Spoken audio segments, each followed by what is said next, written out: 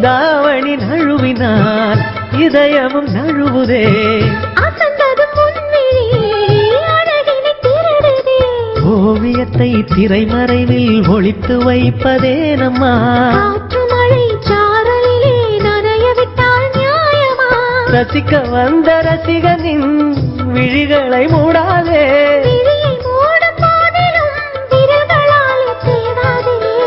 சிலையில வீடு கட்டவா சேர்ந்து வசிக்க.